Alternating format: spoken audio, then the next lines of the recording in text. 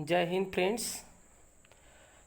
मैं आज जो है आप लोगों को मुझे लगता है कि 2 दिन बाद क्लास शेयर कर रहा हूँ। कुछ बिजी में हो गया था। आज की क्लास में मैं आप लोगों को सिंटेक्स में ही पढ़ाऊँगा कि अगर रिलेटिव प्रोनाउन हो और वर्ब किस प्रकार से आएगा। रिलेटिव प्रोनाउन कहने का मतलब ये है कि यहाँ पर हम उस रिलेटिव प्रोनाउन की बात कर रहे हैं जो कि सब्जेक्ट एग्रीमेंट में हम पढ़ेंगे। लेकिन अभी हम जब आपको प्रोनाउन का सेक्टर उठाएंगे तो उसमें रिलेटिव प्रोनाउन को बहुत डिटेल में जाएंगे, जो कि ग्रामर का एक बहुत ही इम्पोर्टेंट पोर्शन माना जाता है, एक पार्ट माना जाता है, और हम उस क्लास को मिस नहीं करेंगे। और दूसरी चीज़ मित्रों, एक चीज़ मैं आपको बताना चाहता हूँ कि कभी भी क्लास आप स्किप न करें। आप जब देखना शुरू करें उसे पूरा देखें। होता है देखिए, कभी टीचर बीच में कुछ ऐसी बातें बोल देता है, कोई भी टीचर हो, चाहे मैं हूँ, कोई भी हो, जो भी हो, शायद आप पढ़ाएं तब भी, तो कुछ अच्छी बातें निकल जाती हैं मुंह से कभी कभी। तो जो है क्या है कि वो हमारे सीख के लिए बहुत ही बल प्रदान करती है। शुरू में जो क्लासेज होती हैं, फिर पढ़ाते समय बीच में कुछ और भी आ जाता है याद, तो वहाँ भी शेयर करना पड़ जाता है, तो करते रहते हैं। तो इसलिए जो है क्या है कि हम आज के डेट में क्या पढ़ाएंगे, relative pronoun and the verb. दूसरा पॉइंट है वन ऑफ, उसके बाद डॉट डॉट लिखा गया है, इसका मतलब कुछ और रहेगा, जैसे प्रोनाउन रहेगा या और कुछ रहेगा। उसमें जो है क्या है कि आपको वन ऑफ के बाद डॉट डॉट कुछ शब्द रहेंगे, फिर रिलेटिव प्रोनाउन रहेगा, तो किस प्रकार का वर्ब आप प्रयोग करेंगे। और तीसरा पॉइंट हमारा जो है यहाँ पर कि plural noun representing definite quantity, number, distance is equal to singular verb. कहने का मतलब क्या है, अगर प्लूरल नाउन है और वह क्या हमको दर्शाता है कि अगर कोई मात्रा बताए, नंबर बताए, डिस्टेंस बताए, या अभी एक क्या है कि उसको बताते हैं जैसे कि रकम की बात करता हो, यानी कि पैसे की बात करता हो, मनी की बात करता हो, वहाँ पे हम सिंगुलर वर्ब का ही प्रयोग करेंगे। आप लोग इस समय क्या पढ़ रहे हैं, सब्जेक्ट एग्रीमेंट विद वर्ब पढ़ रहे हैं। तो मैं इस क्लास में आपको पढ़ा रहा हूँ और मैं आपसे कहना चाहता हूँ कि अगर आप क्या कर रहे हैं कि अगर आप क्लास में नए हों, चैनल पर नए हों, तो इसे प्लीज़ सब्सक्राइब करें और ऑल बटन पर क्लिक करें, जिससे जो है क्या है बेल आइकन पर आपको सारे नोटिफिकेशन समय समय पर मिलते रहें। चलिए ठीक है, अब हम क्या करते हैं, लेट नहीं करते हैं। अब देखिए क्या है कि सबसे पहला रूल हमारा है कि when subject of the verb is relative pronoun, यानी कि जब सब्जेक्ट ऑफ द वर्ब क्या हो, रिलेटिव प्रोनाउन हो, सॉरी, है ना। देखिए क्या है कि जब सब्जेक्ट ऑफ द वर्ब क्या हो, रिलेटिव प्रोनाउन हो, तो उस समय हम क्या करेंगे, वहाँ पर क्या हमारा प्रयोग होगा।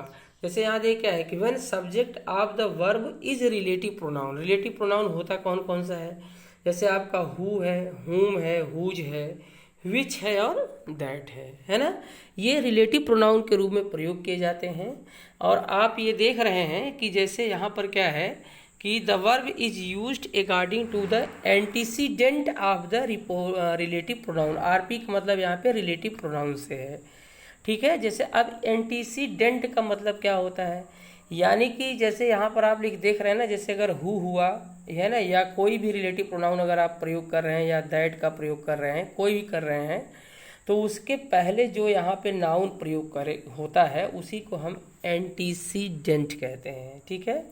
तो कह रहे हैं कि जो है कि जब सब्जेक्ट एग्रीमेंट विद वर्ब की बात आएगी तो हम एंटीसीडेंट के अकॉर्डिंग टू ही वर्ब का प्रयोग करते हैं, है ना। जैसे यहाँ आप देखिए, सबसे पहले एग्जाम्पल पे आप जब देखते हैं तो क्या मिलता है, I who am your friend should help you. अब देखिए यहाँ जो एम का प्रयोग हुआ है, फ्रेंड से आई के अकॉर्डिंग टू हुआ है, आई के अकॉर्डिंग टू जो है क्या है आपका एम का प्रयोग हुआ है, ठीक है। आई एम योर फ्रेंड है, शुड हेल्प यू, यानी कि आई शुड हेल्प यू, ये मेन सेंटेंस है, लेकिन रिलेटिव प्रोनाउन होते ही हमारे यहाँ पे एक छोटी सी क्लाज बन जाती है ना, जो कि क्या बता रहे, I who am your friend, है ना, जो कि मैं तुम्हारा मित्र हूँ, मुझे तुम्हारी मदद करनी चाहिए, ठीक है। तो यहाँ एम का प्रयोग किसके लिए हुआ है, देखिए यहाँ पर हु जो है आपका क्या है, हु यहाँ पर आपका है रिलेटिव प्रोनाउन, ठीक है। और आई यहाँ पर क्या है आपका एंटेसीडेंट है, ठीक है, एंटीसीडेंट है और जो एम आया हुआ है ये आई के साथ आया हुआ है, और आप जानते हैं कि एम केवल आई के साथ ही आता है। ठीक है, चलिए आगे हम देखते हैं। जैसे लिखा गया you who are my friend should help me, यानी कि आप देखिए यहाँ यू है और यहाँ पे आर है, तो यू जो है यहाँ पर किसके साथ आया है, आर के साथ आया हुआ है, और हु का एंटीसीडेंट कौन है यहाँ आपका, यू है। ठीक है, ध्यान दीजिएगा, जब आप वहाँ पर रिलेटिव प्रोनाउन में आपको प्रोनाउन में पढ़ाऊंगा तो वो थोड़ा सा अलग डिफरेंस रहेगा और उसके डिफरेंट टाइप के यूजेस देखने को आपको मिलेंगे वहाँ पर। जैसे यहाँ देखिए लिखा गया the pen which is in your hand is mine, यानी कि वह पेन जो कि तुम्हारे हाथ में है वह क्या है, मेरी है। अब एक बात आपको बता दें फ्रेंड्स, यहाँ पे जो आप देख रहे हैं ना, ये who am your friend, who are my friend, which is in your hand, ये जानते हैं क्या है, ये इन लोगों की क्या कर रहा है, एक तरह से मॉडिफाइड कर रहा है, विशेषता बता रहा है, और यह एक क्लाज के रूप में होता है। तो अब आप जरा बताइए, जो विशेषता बताता है उसको पार्ट्स ऑफ स्पीच में क्या कहते हैं, उसे एडजेक्टिव कहते हैं। क्या कहते हैं, एडजेक्टिव कहते हैं। और जब ये क्लाज हो गया तो इसलिए यहाँ पर क्या है, ये एडजेक्टिव क्लाज के रूप में यहाँ पर इसका प्रयोग हुआ है। किसका हुआ है, एडजेक्टिव क्लाज के रूप में।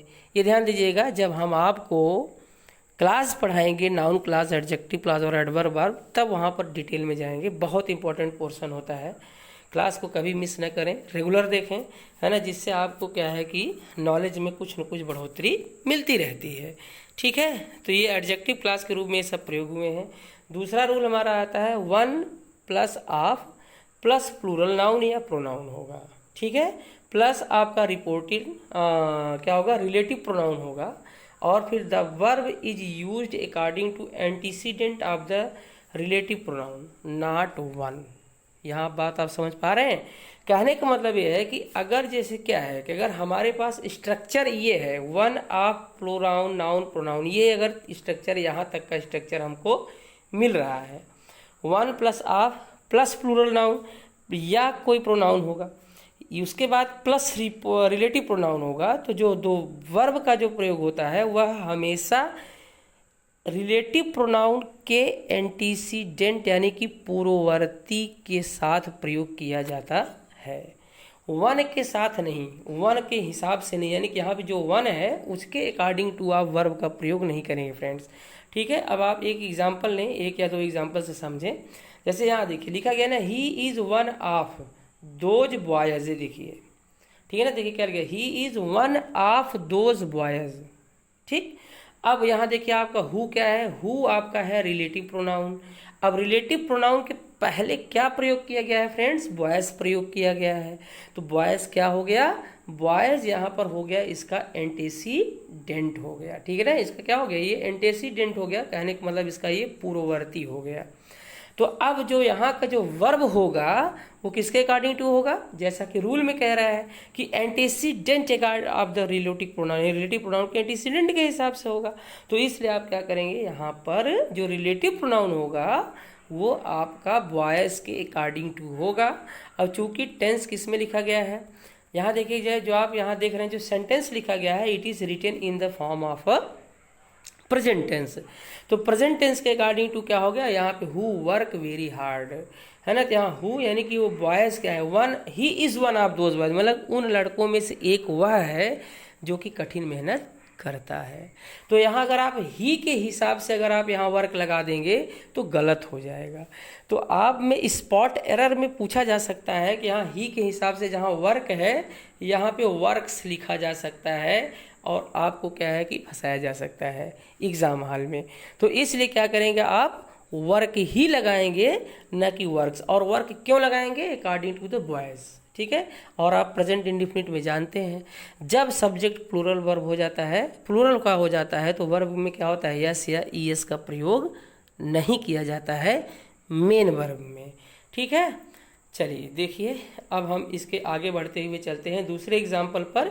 जैसे लिखा गया, this is one of the most exciting matches. अब यहाँ देखिए दिस इज है, फिर देखिए one of the most exciting matches. यहाँ देखिए वन के बाद यानी वन ऑफ प्लस प्रोनाउन या आपको नाउन लिखाया गया है ना। यहाँ देखिए क्या वन आपके बाद देखिए the most exciting matches that have been played on our field. तो अब यहाँ देखिए दैट हो गया। अब दैट के एंटीसीडेंट क्या है फ्रेंड्स, यहाँ पर मैचेज इसका क्या है, इसका मैचेस जो है क्या है, एंटीसीडेंट है। तो वर्ब किसके हिसाब से आएगा भैया, यहाँ से गोल को घुमा जाओ।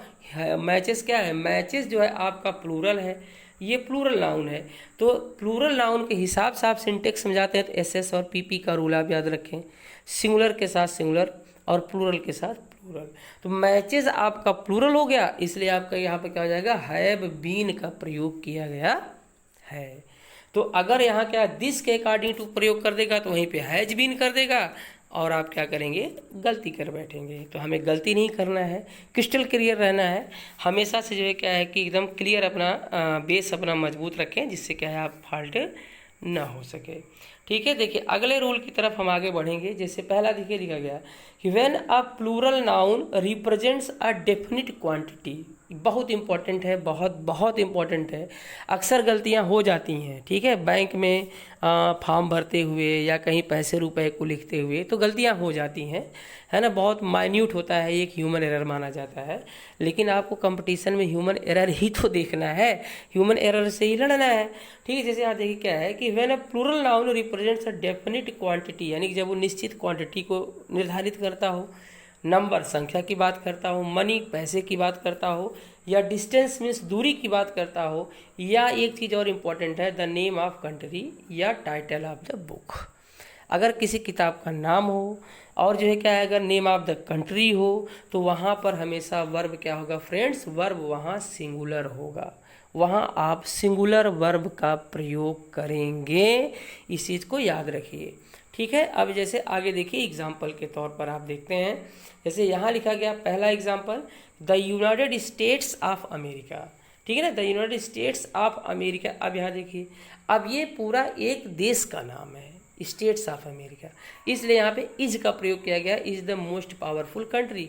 अगर आप स्टेट्स को यहाँ पे क्लियर करेंगे, पॉइंट आउट करेंगे, तो you will find that you are going to mistake in the examination hall. ठीक है, तो इसलिए आप क्या करेंगे, केवल स्टेट्स ऑफ अमेरिका की बात करेंगे, और यहाँ से आप क्या करते हैं, ये जो स्टेट्स ऑफ अमेरिका है ना हो करके केवल ये यूनाइटेड स्टेट्स यूएसए है भाई, यूएसए। ठीक है, ध्यान दीजिए यूनाइटेड स्टेट्स ऑफ अमेरिका। तो यहाँ पर क्या है, आपका इज का प्रयोग ही माना जाएगा। अब यहाँ देखिए लिखा गया गुलिवर्स ट्रेवल्स, है ना, ये ट्रेवल्स का टी कैपिटल होना चाहिए, है ना, ऐसे लिखा जाना चाहिए, बुक का नाम है ना, Gulliver's travels is a novel of adventure. अब ट्रेवल्स और गुलिवर्स कहने का मतलब ये मत सोचिए कि कई किताबों के नाम है, नहीं, this is the name of the book, this is the title of the book. Gulliver's travel बहुत इंपॉर्टेंट नॉवेल है, अगर जो नॉवेल के शौकीन हो कभी इसको पढ़िएगा जरूर, है ना, ध्यान दीजिएगा। रॉबिन्सन क्रूजो और गुलिवर्स ट्रैवल के बारे में एक मूवी बहुत पहले आई थी, जजंतरम ममंतरम, है ना, वो गुलिवर्स ट्रैवल पर आधारित है, वो मूवी उसी पे लगभग आधारित है। तो वहाँ पे जो है क्या है, उसको आप पढ़िएगा, है ना, कभी आपको अगर अवसर मिलता है तो। एक एडवेंचरस नॉवेल है, साहसिक कारनामा है उसमें। तीसरा देखते हैं कि 60 miles is not a long distance for a motorist. Motorist माने जो मोटर चलाते हैं, कार चलाते हैं, है ना, जो गाड़ी पे जाते हैं, तो उसे हम क्या कहते हैं, 60 miles is not a long distance for motorist. जो 60 मील की दूरी होती है वह मोटरिस्ट के लिए बहुत ज़्यादा नहीं होती है। अब जरा देखें, यहाँ लिखा गया है 60 माइल्स। अब 60 माइल्स सीधा सा लिखने का मतलब है, आपको समझ में आएगा कि प्लूरल है भाई, 1 माइल एक सिंगुलर हो सकता है, लेकिन 60 माइल्स बहुत ज़्यादा हो गया। तो यहाँ पे 60 माइल्स जहाँ लिखे, जहाँ इज है वहीं पे क्या कर देगा, वहीं पर आर का प्रयोग कर देगा, और आपको लगेगा कि हम तो 60 माइल्स की चर्चा कर रहे हैं, इट मीन्स क्या ये प्लूरल है, ये सही सेंटेंस है। और आप डी वाले पे क्लिक करके आएंगे जहाँ पे लिखा जाता है नो एरर, और ये गलती हो जाएगी, ध्यान दीजिएगा।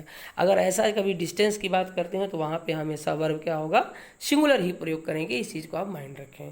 ठीक है, आगे देखिए क्या है, तो एक चीज़ हमें विशेष तौर से क्या करना है, ध्यान देना है। ठीक है, जैसे यहाँ देखिए क्या है, ये लिखा गया है कि ये 10 lakhs लिखा गया है, सॉरी, है ना, जैसे क्या लिखा गया है, यहाँ देखिए क्या है कि ये लिखा गया है 10 lakhs rupees is a huge amount, है ना। अब यहाँ देखिए जैसे ये क्या लिखा गया, 10 lakh rupees is a huge amount है, 10 लाख रुपया क्या है, बहुत बड़ा अमाउंट होता है। अमाउंट की जगह सम भी लिखा जाता है कहीं कहीं पर, है ना, SUM सम लिखा जाता है। तो 10 लाख रुपया क्या होता है, बहुत बड़ी सम होती है, बहुत बड़ी रकम होती है। तो जहाँ रकम की बात आएगी, मनी की बात आएगी, मैंने आपको बताया है वहाँ पे सिंगुलर वर्ब का आप प्रयोग करेंगे। 10 लाख पर मत जाना यार, अगर 10 लाख पे जाएंगे तो मैटर गड़बड़ हो जाएगा, इस बात को याद रखिएगा हमेशा से, ठीक है। दूसरा देखिए लिखा है ना, 4 quintals is a heavy load for a camel, है ना। अब देखिए 4 क्विंटल्स माने क्या है कि अगर आप 4 कुंतल क्या है अगर किसी ऊँट के ऊपर लाद देते हैं तो वो भारी लोड हो जाता है। तो यहाँ पे हमें क्या करना है, 4 क्विंटल्स कहने का मतलब 4 क्विंटल मतलब ये मत जाइए कि ये प्लूरल है ना, ये प्लूरल है तो, बट क्या होगा, हम जब इसके साथ वर्ब का प्रयोग करेंगे तो हम क्या करेंगे, सिंगुलर वर्ब का प्रयोग करेंगे। इस चीज़ को आप हमेशा माइंड रखें। तो इस प्रकार से क्या है, देखिए एक यहाँ जो मोटरिस्ट है, इससे एक मुझे मोटिवेशन की बात याद आ गई। मैं आपको बता दूं, देखिए क्या है कि इस संसार में मेन सक्सेस क्या होती है, सफलता क्या होती है, सफल व्यक्ति या सफलता के मायने क्या होते हैं जानते हैं। मूल चीज़ होती है ना, सफलता के मायने वो होते हैं कि आपके अंदर सलीका कितना है, आप तहजीब आपके अंदर कितनी है, उस चीज़ को देखिए। सपोज करिए क्या है कि आपको मर्सिडीज कार चलाने की एक वो है कि चलो हम BMW कार चलाएंगे, लेकिन आप एक ऐसे मालिक के पास जाते हैं जहाँ पर जो है क्या है, वो आपको एक 800 दे देता है चलाने के लिए, मारुति 800 दे देता है, लेकिन आप उसको इतना रफली चला रहे हैं कि वो देख करके वहाँ बगल में बैठा है वो जान जाएगा कि जब यह व्यक्ति मारुति 800 को सही से नहीं चला सकता है तो स्वाभाविक सी बात है BMW को सही से नहीं चला सकता है। कहने का मतलब क्या हुआ फ्रेंड्स, आप जिस स्तर पर हैं, जिस मुकाम पर हैं, उस मुकाम पर बड़ी मेहनत करिए और जा करके तब आप एक सक्सेसफुल पर्सन बन सकते हैं। इस बात को हमेशा ध्यान दीजिएगा। आप जिस क्लास में हो, जिस लेवल पे हो, अपनी मेहनत को जारी रखिए और कंटिन्यू रखिए। 100% आप एक न एक दिन ज़रूर सफल होंगे।